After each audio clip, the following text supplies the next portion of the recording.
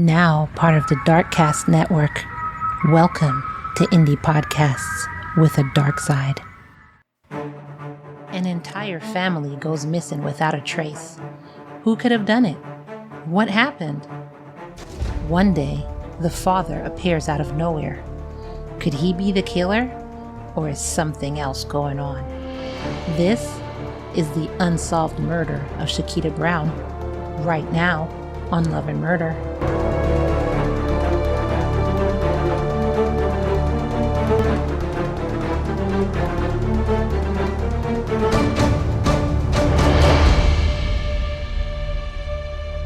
Welcome everyone, welcome to a new episode of Love and Murder, the weekly true crime podcast discussing relationships gone terribly wrong, where our motto is, you're either someone's last love or their first murder.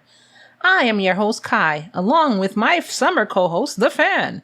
And in today's episode, we're discussing an unsolved and mysterious case of an entire family going missing, except for the father? Before we begin, I want to say that this episode is sponsored by my lambs in Patreon. I want to thank you from the bottom of my heart for your continued support. Be sure to subscribe to Love and Murder right now while you're listening so you don't miss a case. And if you didn't know, you can also subscribe to our Patreon so that you don't have to hear intros or commercials. And you'll be a sponsor of Love and Murder. www.patreon.com/Love and Murder. And I'll talk more about Patreon after the show. So now, as we always say every week, grab your butts, grab your apple juice, and let's get into some Love and Murder. James Michael Brown and Carolyn Denise Brown were parents to sons Barry Michael Brown and Brandon Mitchell Brown. Carolyn also had a daughter, Sheketah Michelle Brown, from a previous relationship. However, she lived with her entire family, her mom, her stepdad, and her two brothers in Port St. Lucie, Florida. At the time of this case, Sheketah was 10, Barry was 6, and Brandon was 2, and the couple had already been married for 10 years. James had a master's degree from Florida Atlantic University, and both he and Caroline worked as teachers in Fort Pierce, Florida. However, James's teaching license had been taken from him 2 years before this case. The reason why is because he was convicted of child abuse and sentenced to 3 years of probation. Now, you might be asking, what happened? Did he do something to the kids in school? Well, no. What happened was, one day, Sheketah wanted a pencil. She just wanted a pencil, which could have been for school, which could have been because she saw a cute little Barbie or strawberry shortcake pencil. And she decided to take 10 cents out of her lunch money. So her lunch money, she took 10 cents out of it to buy a pencil, and when she got home and showed her family the pencil, James decided to beat the snot out of her for doing that. So when Sheketah went to school, her teachers saw bruises, welts, and cuts on her and called officials about it. So it was investigated, found out what happened, and James got his license taken away from him after he pled to aggravated child abuse. He ended up getting 3 years of probation and community service. And his license would be revoked for those 3 years of probation. However, even though his license was revoked, he was able to become a 4-H counselor. So they still kept him around children.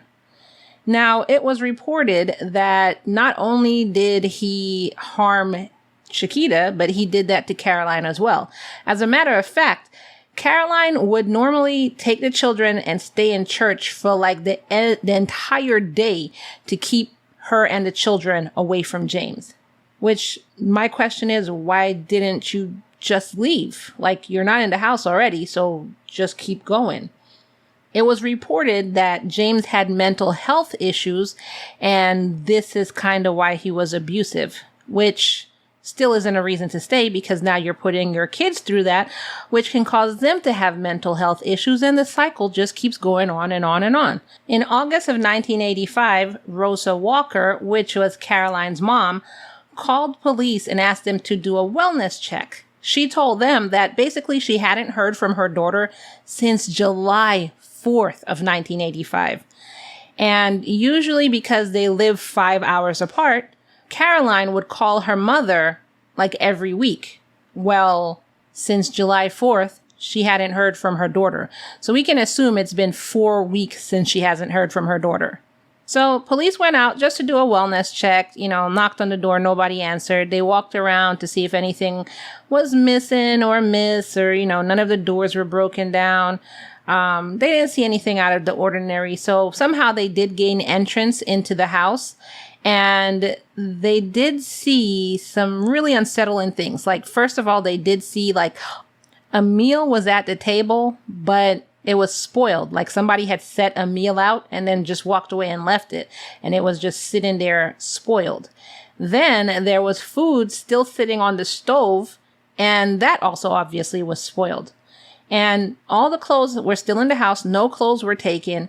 And when they went into the garage, they found Caroline's purse on the floor in the corner. So she didn't have her purse, no ID and everything.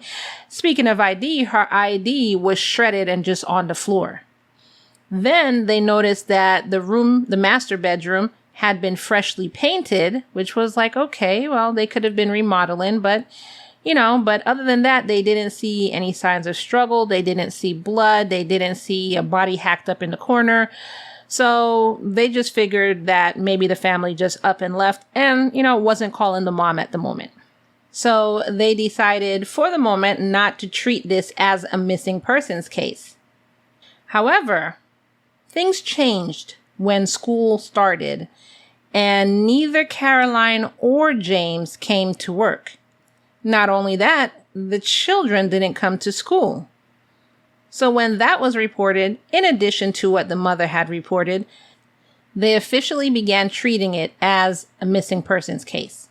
A little while after that, Caroline's sister got a surprising call. James called her out of the blue. What the? You're supposed to be missing. And he was like, yeah, well, anyways, I'm just calling to tell you that I don't want anything in the house. You can come and take everything out of the house. I don't need it. I don't want it. Come and get it. And she was like, not really interested in what's in the house. I just want to know where my sister and nieces, or my niece and nephews are. And James was like, they're out there, and then hung up. And that was it.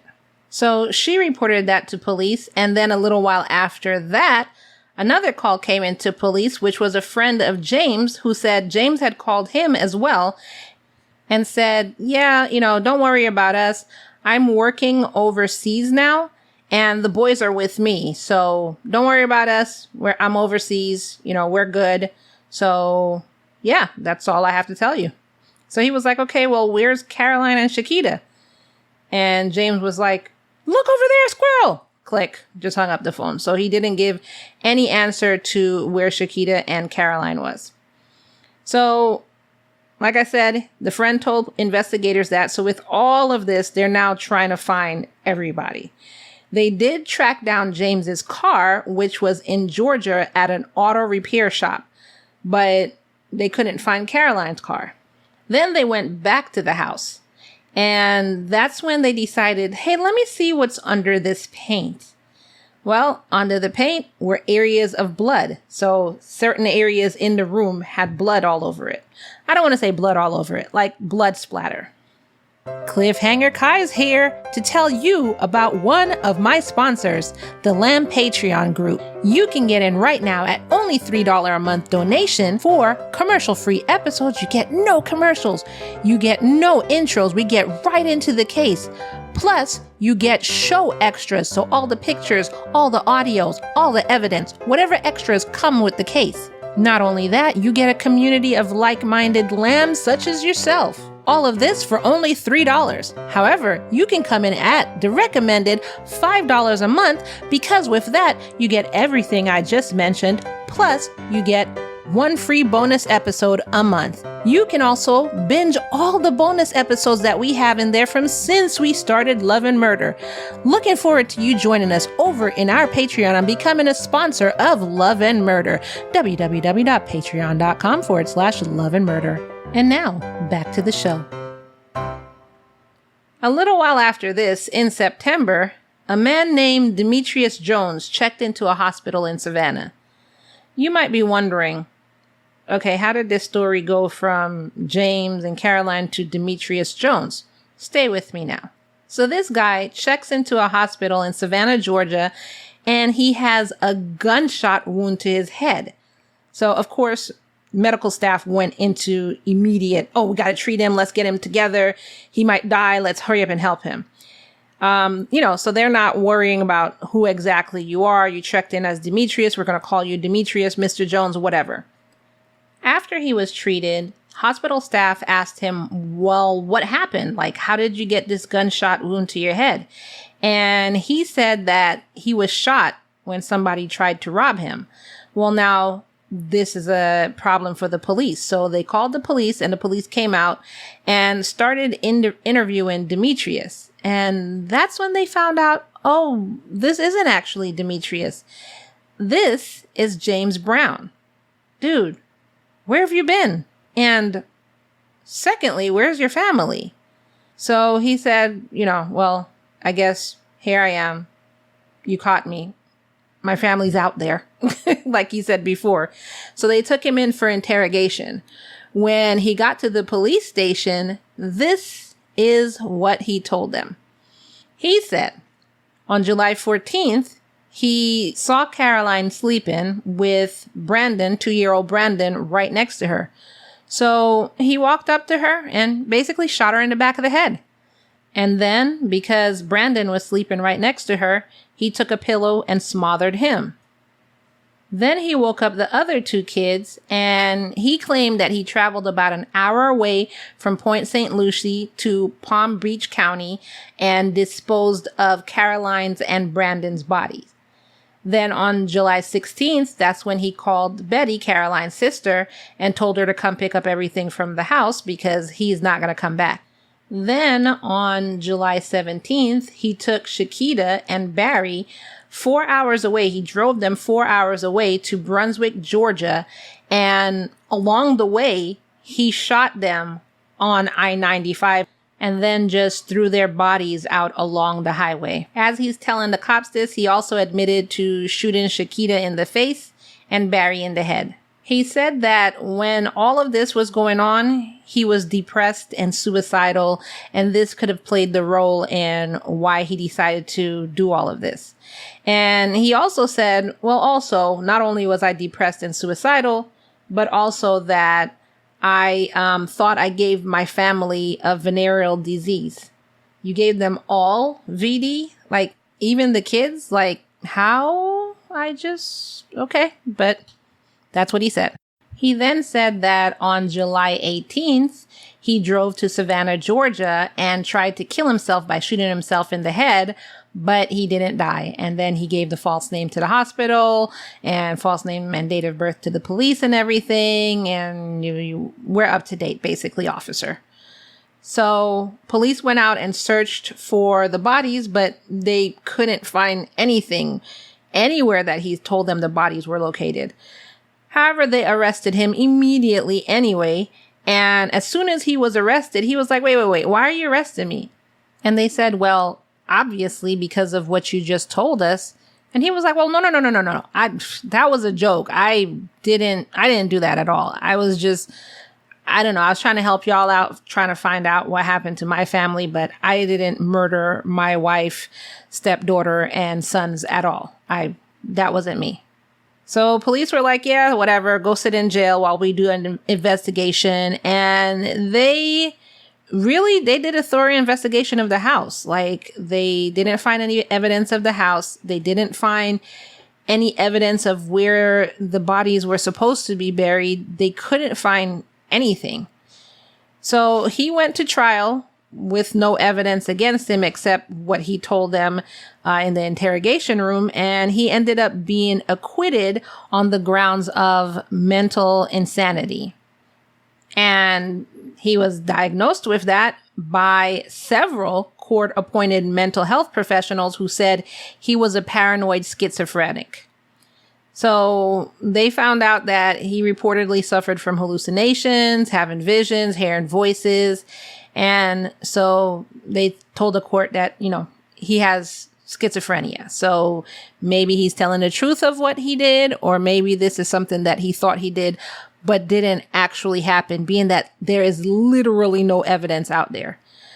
And so he didn't face charges for the deaths of his son. The charges were for Carolyn and Sheketah. So even though he didn't go to jail, he was submitted to the Florida State Mental Hospital in Chattahoochee, I think, right? Tell me if I'm wrong, because y'all always do. In Chattahoochee in 1985. And he was supposed to be there for 10 years. Which he was, because then in 1996, he was moved to a halfway house.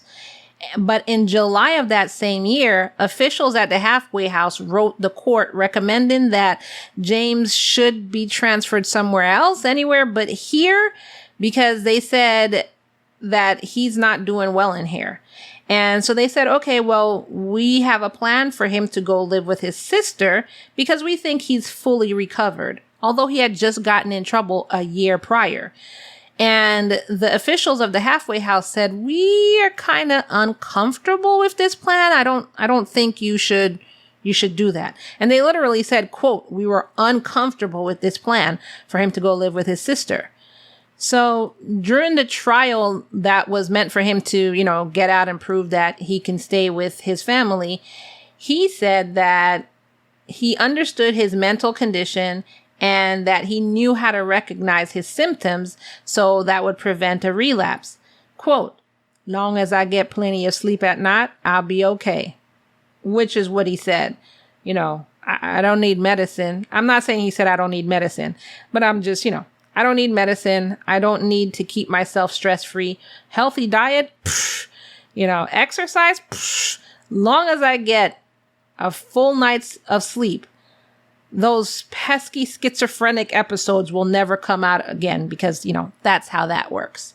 And they said, well, sounds good to me. Sounds like a plan. You can get on out of here. And in 1997, he was released from the program. Even though he was released on the program, they told him he would still be required to take medication and attend daily therapy sessions. Now, I really hope that they have somebody constantly watching him 24/7, I guess on our tax dollars, because that is one of the symptoms of schizophrenia. Like, you're going to get to a point where you feel like you don't need the medication anymore. You feel like the government or whoever, the facility, whoever is giving you this medication, and they're out to harm you because paranoia. So you start getting paranoid. Then you stop taking the medicine because you feel like they may be harming you. And look at how I feel without the medicine. So much better. And then you stop going to your therapy sessions because I don't need therapy anymore. Look, I'm better. So you can tell somebody like that this is what they're supposed to do, but how are you going to enforce it? In 2005, he went back to jail because he went to rob a bank and threatened to kill a bank clerk during the robbery. Good job. So to this day, nobody knows where the family is. Nobody knows where Carolyn is or any of the children. And there's literally no clues. So it's an unsolved mystery. And that's it.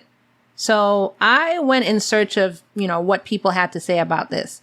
Now, one person on Reddit, well, a couple people on Reddit, the first one I'm going to read has a theory that either James put the bodies other places that he told the cops. So even though he said, behind the convenience store on I-95, he actually didn't do that. They're probably in the woods somewhere.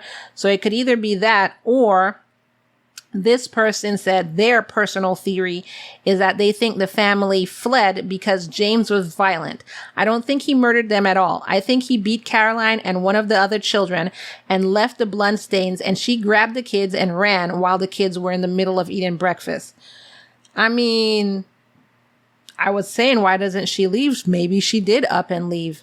And maybe she did plant all these things so that they would probably think that she was murdered. I mean, that's a possibility. Somebody else from Reddit said, I'd love to believe they're still alive, but I'm afraid I'm just not that positive a person. He confessed to killing them, and I know confessions can be false, but I see no reason to doubt him here, given the circumstances of the family history. I think if Caroline and the kids had run off, she would have at least contacted her mother to let her know if they were okay.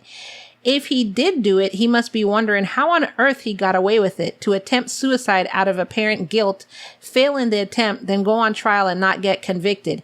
He must be feeling like the luckiest SOB out there. So, okay. He could have given a false confession. He thought it was real, but schizophrenia, you can think a lot of stuff is real that's not real. And how do you know that Caroline didn't contact her mother and this was all a ruse? Like her mother was supposed to call the cops and that's how everything is supposed to look like, oh, he murdered them. And it was a trail of false evidence. You know what I'm saying? It could be that her mom could know where she is. And because her mom is trying to keep them safe, her mom's not going to tell anybody anything. Her mom, her sister, everybody's going to be like, oh, I'm as clueless as you. So I hear what you're saying, but still holes can be punched in that theory. Somebody answered that person and said, she could have run away. She could have told her mother and told her that she should call and say she hasn't heard from her since such and such time and set up a scene about them going missing. See, same as I was thinking. Something violent did happen because of the blood in the bedroom. I wonder if it was enough to have come from someone who died, though. Good point. Didn't think about that. I wonder if they ever checked the other rooms. Good point. And I wonder if they ever checked the car for signs of the baby. That's right, because he packed up Caroline and the baby and went and dumped them, according to him. I don't want to use such a crass word as dump, but that's what he said. That's true. Did they ever look at the car for signs of a decomposed, or even if it's not decomposed, the signs of a body or blood or anything was in the car? I wonder. And then somebody else said, also smothering someone with a pillow causes saliva transfer. I mean, that's really pushing it because you drool when you sleep. But I guess it would be a different kind of saliva transfer if you're smothering somebody. So I wonder if they check that. So what do you think? Do you think she fled or do you think he murdered them? I would like to hear your thoughts. I personally hope and think that she fled with the kids and that she's out there and possibly, her family knows where she is. And of course, nobody's going to talk. So this is what I personally hope and I personally think. I want to hear what you think. And you have 3 ways of sharing that with me. You can tell me in the comments below. So if you're in Apple, you could tell me there. If you're in Spotify, you could tell me there. Or you could head on over to Spreaker, which link is in the show notes below, which is my original hosting company. And you could definitely tell me there. Second way you could do it is you could tell me in the Lamb Facebook group, which the link again is below. Or the best way, in my opinion, is you can join the exclusive Lamb community at patreon.com/love and murder. You can join at $3 a month donation. And with that, you get commercial free episodes. So like this episode minus the commercial and with all the additions of the case. So like the pictures of everybody in this case. I think this case didn't have a lot of extras, but it does have pictures, and I'll get all that in the Patreon. So you'll get all that in the Patreon. But the best tier is for $5 a month and above, because not only do you get all of this, but you also get a bonus episode a month and access to everything that I post throughout the web. And you'll get it right here at patreon.com/love and murder. As I always ask you, don't forget to share this episode. If they are missing and not just out living their life, as I hope, if their bodies are out there, then we need to get the word out. So share this episode, share it to all your social media platforms, share with your mom, share with your dad, share with your friends, share. And as I end each episode each week, say it with me now. You ready? All love and no murder, y'all. Bye.